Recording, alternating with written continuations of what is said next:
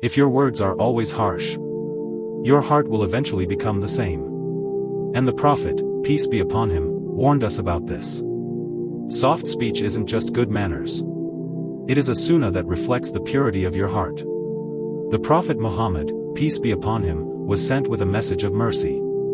But Allah reminds even him about the power of soft speech. Allah says in Quran, فَبِمَا رَحْمَةٍ مِّنَ اللَّهِ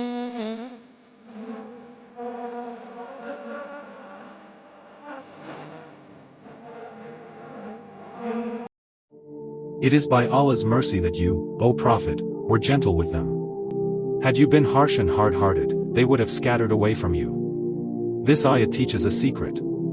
Gentleness pulls people closer. Harshness pushes even loved ones away. The Prophet, peace be upon him, said, "Gentleness is not found in anything except that it beautifies it, and it is not removed from anything except that it makes it ugly."